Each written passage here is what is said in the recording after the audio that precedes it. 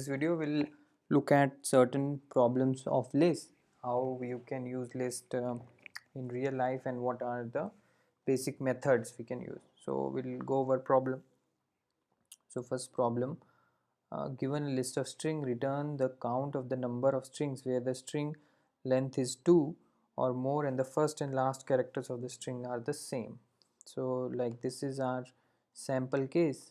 So here in rar the first and the last characters of the string are same, so the answer should be 1. So basically you have to count how many strings are there in the list where the first and the last are same, first and last characters are same. So we'll define one list of strings, say okay. So we have to count where the number of strings, so this is a list of strings, this is not one string, this is a multiple strings. So we have count of these multiple strings, how many strings have the same first and last character, and of course the length of the string should be greater than 1, because if it's 1 then there is only one character, the same, the first and last will be same, so always it will come true. So how can we do? First we define a variable count.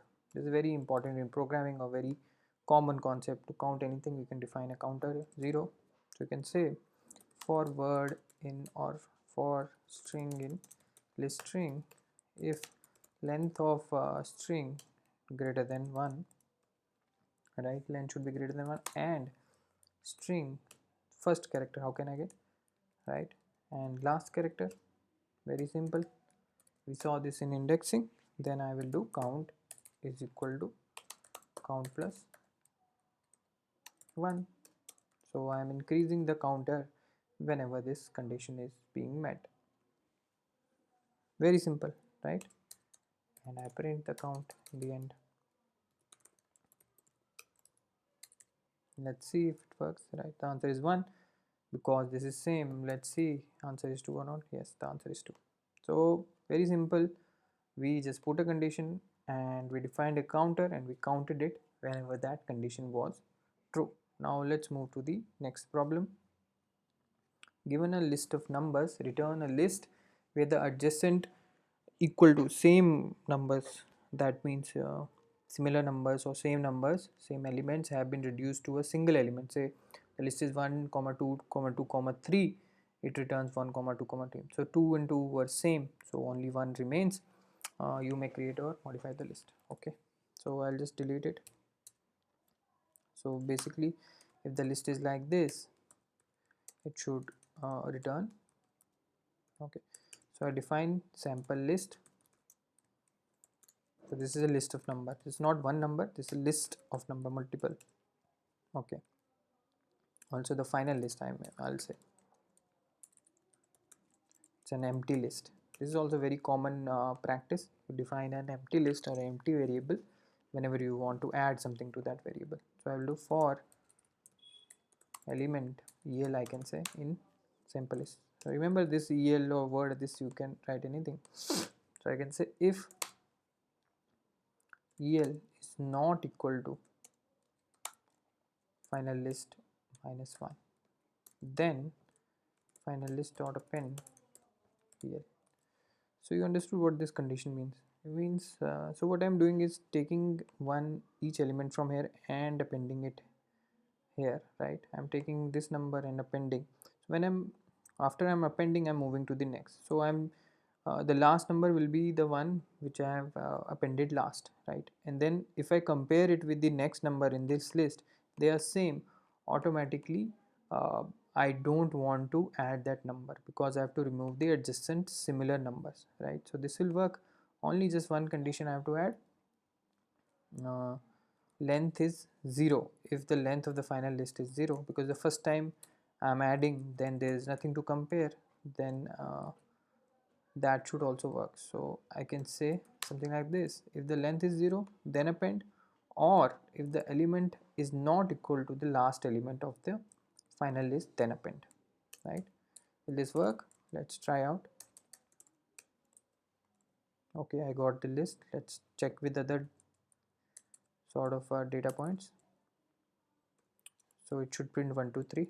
Okay, again it is printing 1 2 3. So you always have to test your program for more than one test cases, right? Sometimes similar case it works, simple case it works, but for other cases it fails, right? So let's move to the third problem. So given two lists sorted in increasing order, we have to return a merged list in the sorted order. Okay, so we have two lists. So list 1, say 1 comma 2 comma 4 comma 6, and there's a list 2, say 3 comma 5 comma 8, right? So we have to return one final list which is the combination of these lists, and it's in increasing order. So maybe we'll try while loop this time. So I'll just write down something and then explain. Length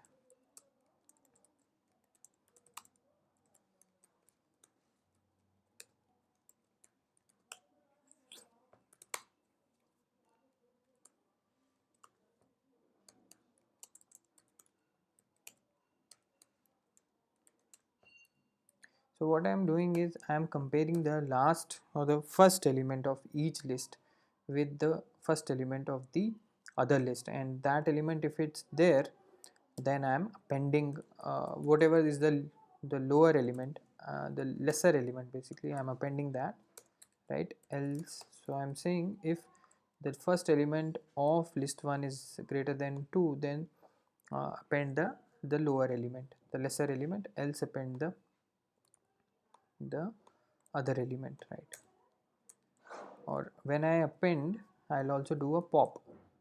So pop will give me the value of that element and also delete it from the from the list, right?